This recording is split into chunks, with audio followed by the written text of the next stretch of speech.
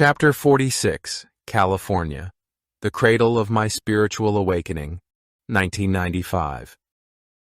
California has endless allure, vibrant energy, and limitless creativity.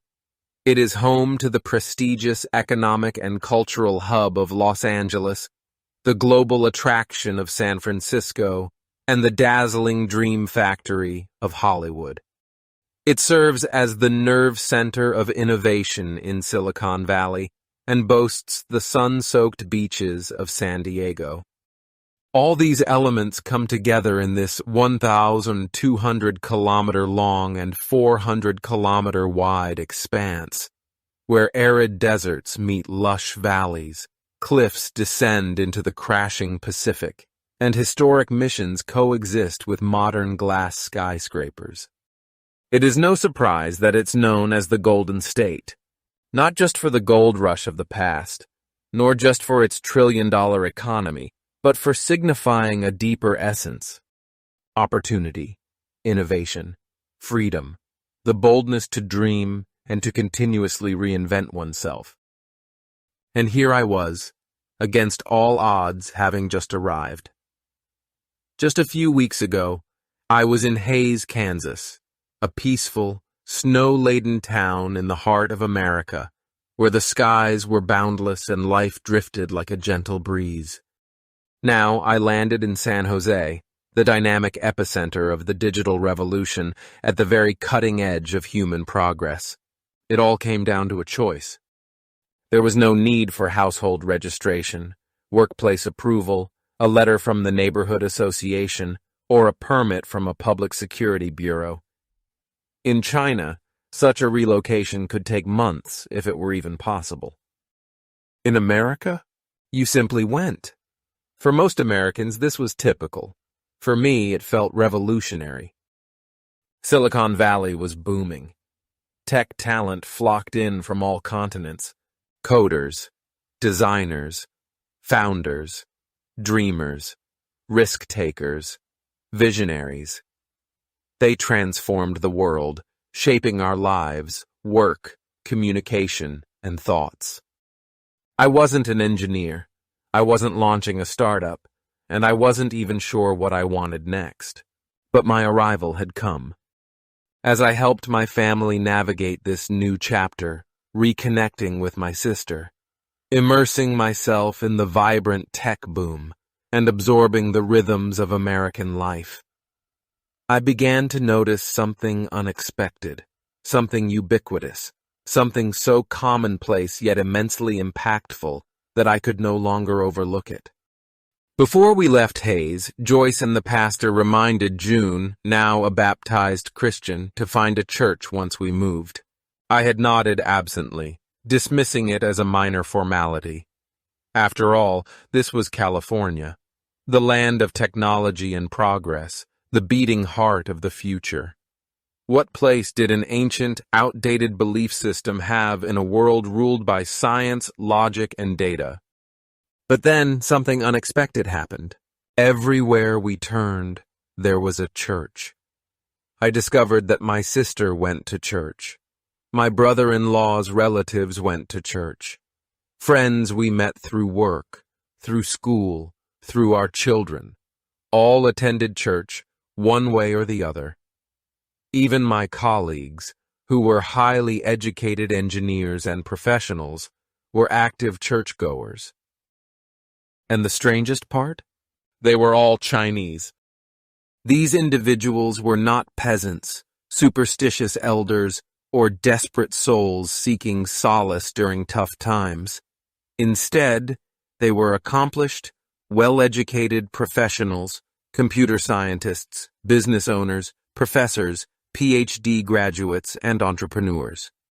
Why?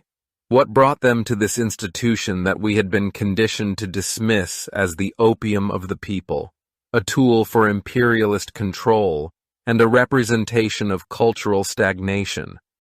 Had we not progressed beyond that? Were we not freed from such superstitions? Yet, before me, the church did not appear as an oppressive force. Rather, it manifested as a natural aspect of life, a choice made just as freely as selecting a gym or a bookstore.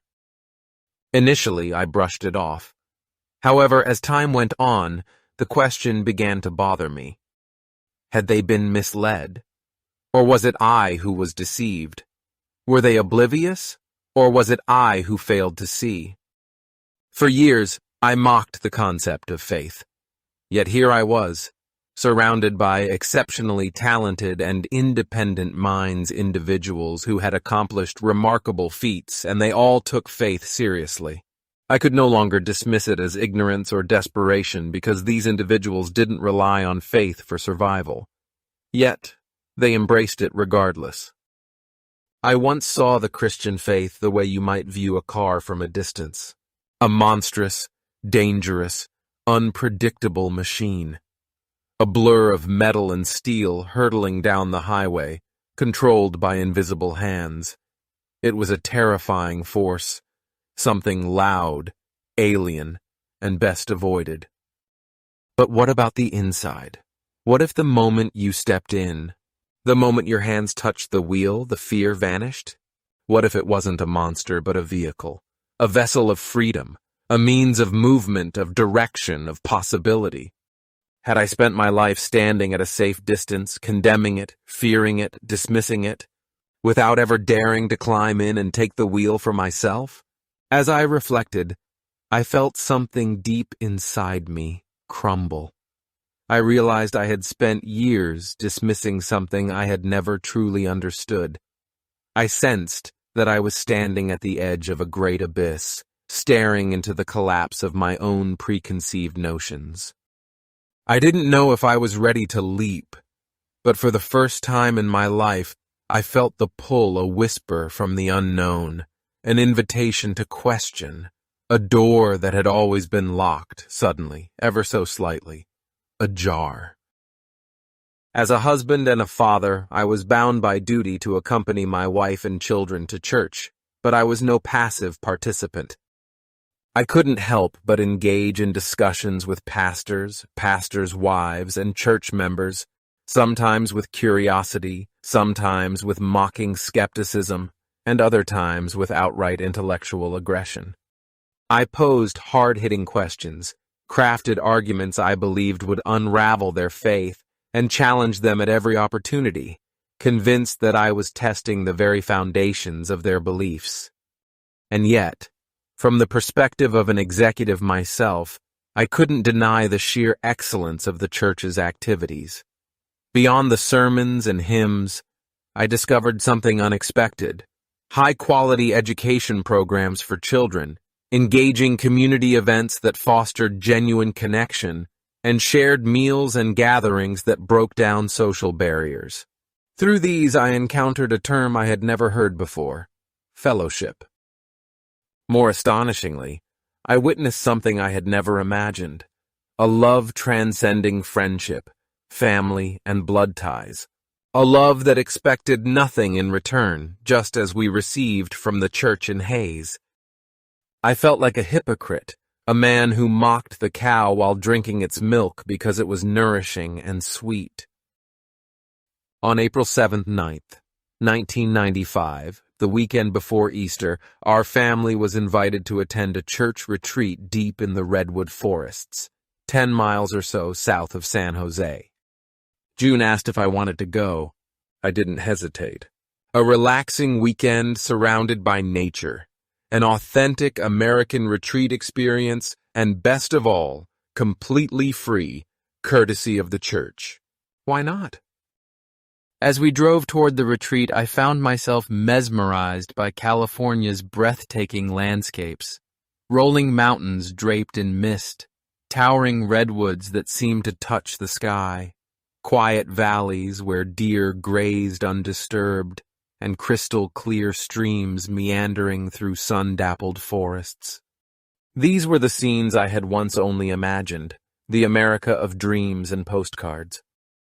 Upon reaching the camp and exploring the woods by myself, memories of a different mountain resurfaced, the rugged ridges of southern Anhui, where I had previously marched in uniform, the impoverished fields of Cloud Ridge, and the picturesque yet isolated hills of my father's hometown, Juji. These landscapes, despite being worlds away, felt oddly familiar. However, the lives lived in them, the lives rooted in every piece of land, were as different as night and day. The arrangement of the retreat was remarkable, its execution seamless. Over 200 participants moved through the weekend with quiet harmony. Meals were abundant and carefully prepared. Buffet-style spreads of Western and Chinese dishes, fresh fruit, coffee, milk, tea, and warm bread. Even the smallest details, napkins folded, chairs arranged with care, spoke of intention. I marveled at the efficiency, the order, and the quiet dignity of how things were done without fanfare or slogans. But it wasn't until after dinner, as we gathered in the main hall for the evening session, that I began to understand. This was not just a vacation. This was a conference with a theme, faith and life. I scoffed inwardly. So this was the catch? Still, why not? I'd already enjoyed free food and lodging. What harm could come from sitting through a few lectures? Then I saw the speakers on the conference poster, and my perspective shifted. Friday evening and Saturday morning. Science and Faith. Speaker, Dr. Sophie Yunsu, Ph.D. in Chemistry. Saturday morning and afternoon. Family and Faith. Speaker, Dr. Wei Ren Huang, Ph.D. in Psychology. Friday, Saturday evening, Sunday morning. Life and Faith. Speaker, Dr. Hua Xu, Physician and Professor. I did a double take. Wait, what? These weren't preachers or theologians. They were scientists, doctors, and professors. People trained in logic, evidence, and rational thought standing here, openly discussing faith? For years, I'd thought and believed that science had defeated Christianity. Yet here it was, not only coexisting with science, but directly challenging it. Suddenly I was intrigued.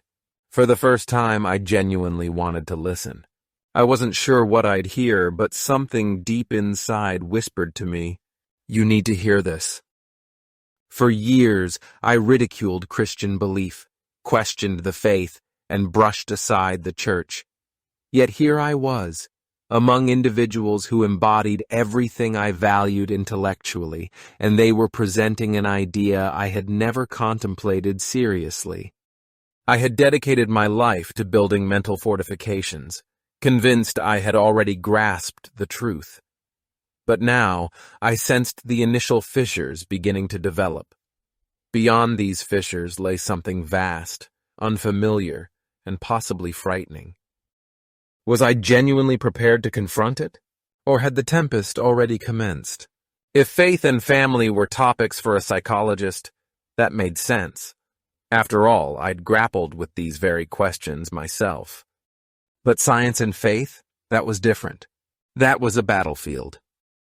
The speaker for our first session was Dr. Sophie Yun, name I had never heard before, but one I would never forget after. She holds a Ph.D. in chemistry from the University of Michigan. She was the director of a Nobel laureate's laboratory at the University of Washington. And she was the mother of 4 children, all of whom had entered college between the ages of 11 and 14. Her eldest earned a Ph.D. at 17. Her youngest completed one at 26. To call it extraordinary would be an understatement. It sounded almost mythical. And yet none of that was what truly shocked me. What shook me was her fearlessness. Standing before a room packed with PhDs, software engineers, researchers, professors, and Silicon Valley professionals, she didn't speak with charisma or theatrics. She spoke with quiet clarity, the calm precision of a scientist, and asked a question that made the entire room still. Is evolution an undeniable historical fact or simply an opinion? Is it a definitive scientific conclusion or a theoretical assumption? I straightened in my chair, my heart suddenly pounding. Was she serious? All my life, I had accepted the theory of evolution without question.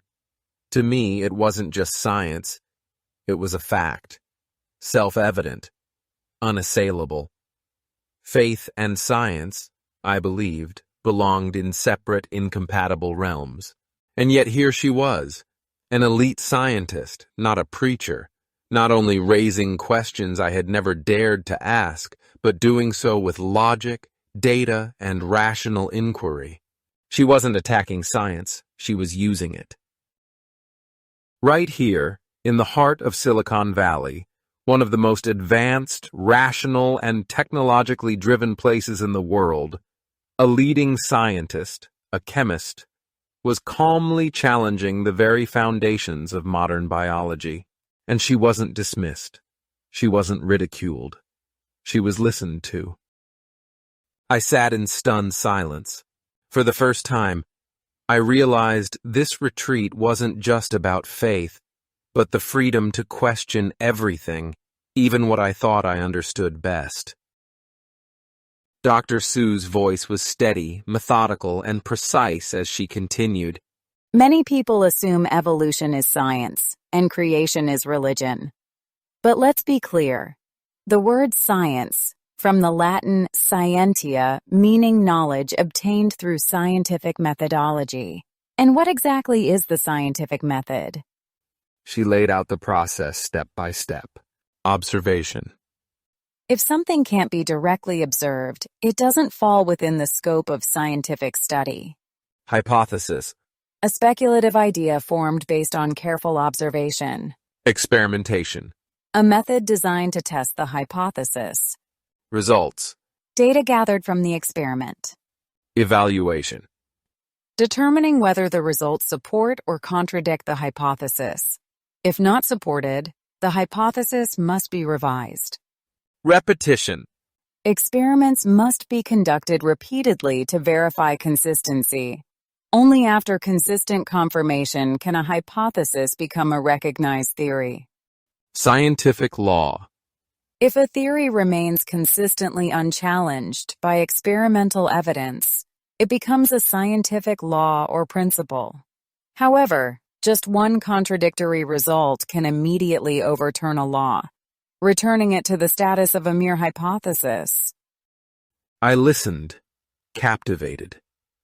Dr. Sue was using science itself, rigorous, precise, and rational, as a powerful tool to question the evolution.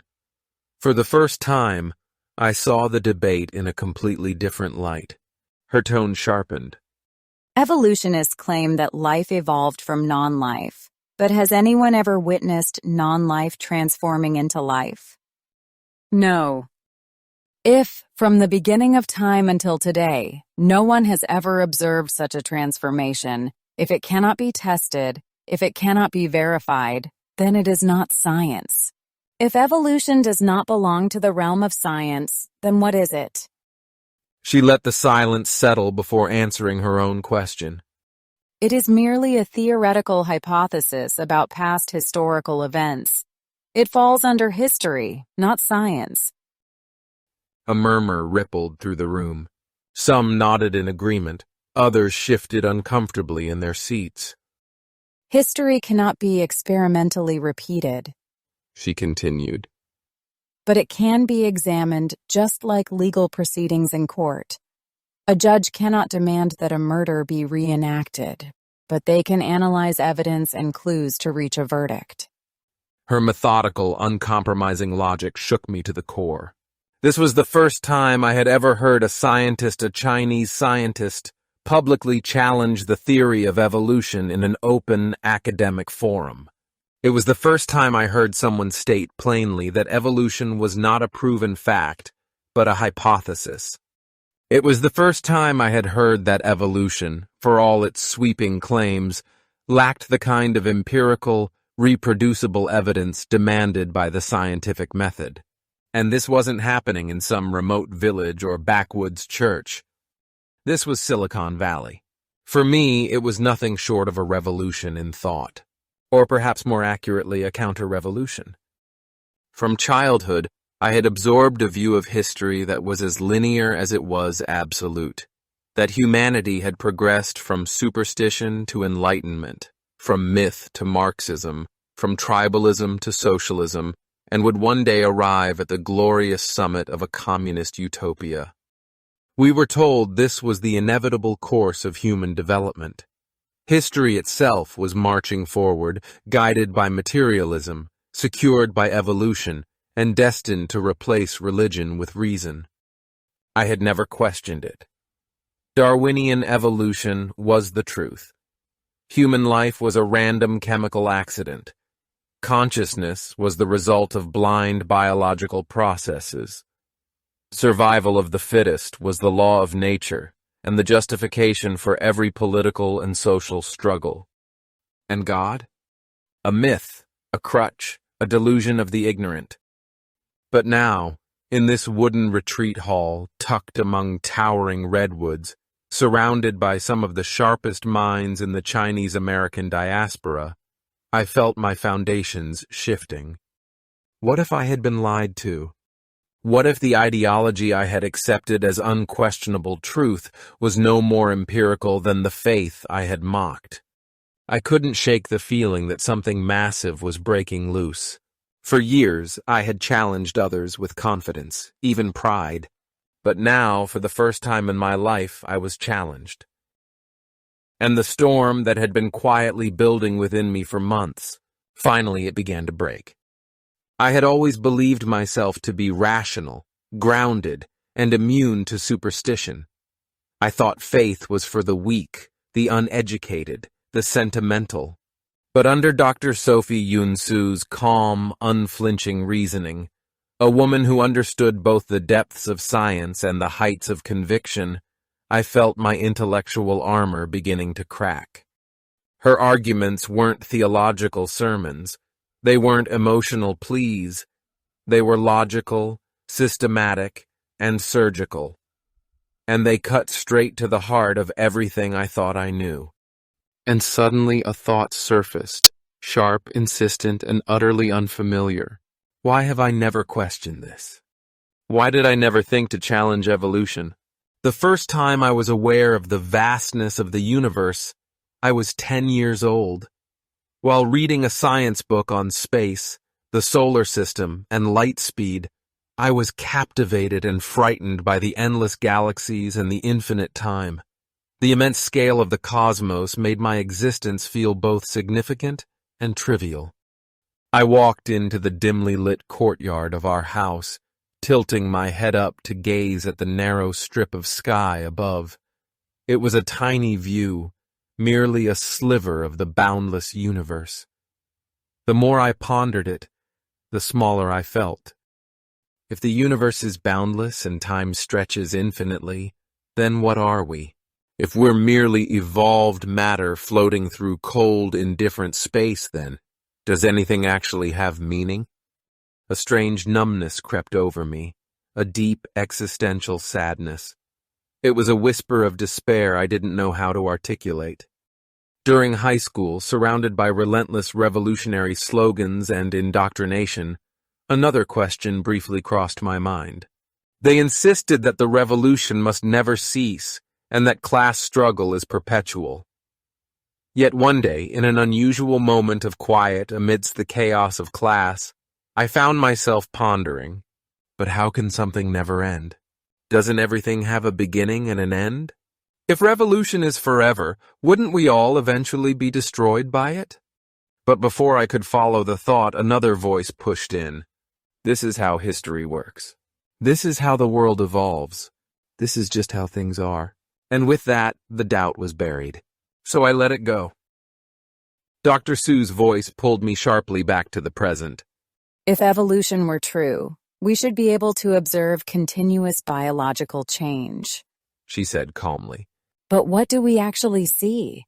A world of fixed, distinct kinds. Humans are humans and monkeys are monkeys. Even a 3-year-old can tell the difference. I felt something twist in my chest. Why had I never noticed that before? Where are the transitional forms if marine creatures evolved into fish? If amphibians became reptiles, where is the fossil record of gradual change? If dinosaurs evolved into birds, why do we still find gaps, unbridgeable, unproven, unexplained? Her voice was steady, clinical, and almost detached. We can't find missing links, she said. because the links were never there to begin with. The room was silent. I sat frozen, gripping the arms of my chair. It wasn't just her logic that shook me. I had never even thought to ask these questions. If evolution were true, we should see countless systematic transitions, She went on. But instead, what do we observe? Each reproduces after its kind. She paused. Then she asked the simplest of questions. Isn't that exactly what we see? I swallowed hard. Because, yes, that is what we see. Humans give birth to humans, cats to cats, fish to fish, and birds to birds. There are no exceptions, and there have never been exceptions. And yet, somehow, I had spent my entire life believing that once, somewhere in the unknowable past, fish had become reptiles. Monkeys had become humans, and the natural order I had seen with my eyes was somehow not always the case. That certainty, so unearned, so unexamined, now struck me as absurd. I had taken evolution as a given, a fact, an axiom. But in truth, I had never dared to question it. And now, for the first time, I did. A sudden memory flooded back, a moment buried deep inside me, untouched for years. Just before my mother passed away, overcome with grief and rage, I had stood outside the hospital, alone in the night, staring desperately into the indifferent sky. And then, out of nowhere, words had burst out of me, angry and defiant. "There is no God." Why had I shouted at something I claimed didn't exist? Why yell into the void as if someone might hear me? Was I losing my mind? Then another memory surfaced, sharp and unshakable. I was back in the mountains of southern Anhui, standing guard under the stars. I was alone, surrounded by silence and darkness. The ridgelines stretched endlessly around me. The wind moved softly through the pine trees. The sky shimmered above me with thousands of stars. And then I felt something. It was subtle, but undeniable, as if the mountains were alive, the stars were more than just light, and the silence itself was speaking. In that vast, wordless moment, I sensed a presence beyond myself, something unseen, something divine, something we call God. And now, here I was again, decades later, sitting in a forest retreat in California, and a question loomed before me, vast and relentless. Where did life begin? What was its source? Atheistic evolution had no satisfying answer. Life came from death, it said. Randomness, mutation, chance. A cold, sterile explanation for something so miraculous. The thought repelled me. My mind raced like a runaway train, careening down a track I hadn't known existed. There were no brakes, no safe return, only forward. Something inside me was breaking, a foundation I had spent a lifetime building. Now, it was splintering under the weight of new questions. And yet, in the middle of that collapse, I felt something else. Not fear, not despair, but a strange, powerful excitement, hot and cold like fire and ice. All my life, I believed I already knew the answers. But what if I had never even asked the right questions? I had no choice now. I had to find the truth.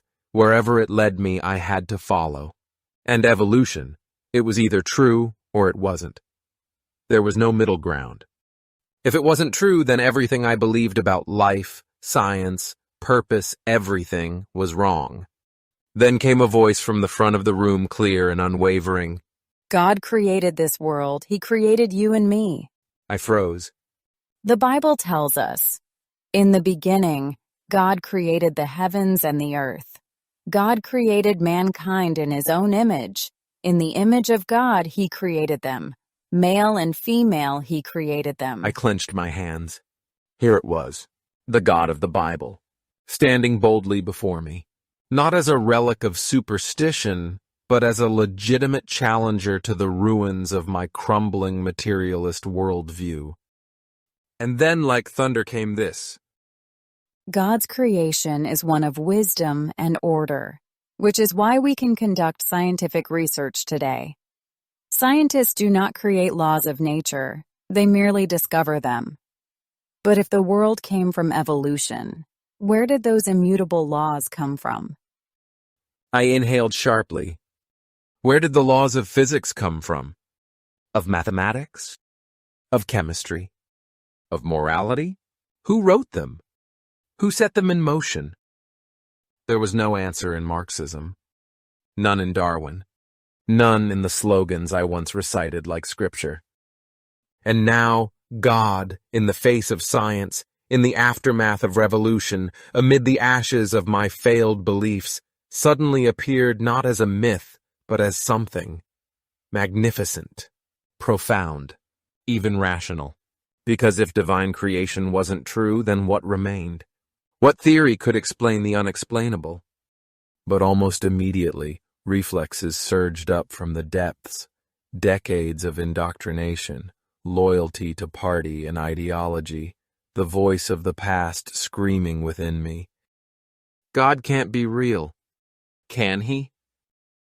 My mind became a battlefield logic against illogic, belief against disbelief, wonder against pride. And through it all, a question echoed louder than all the rest. What if I had been wrong about everything?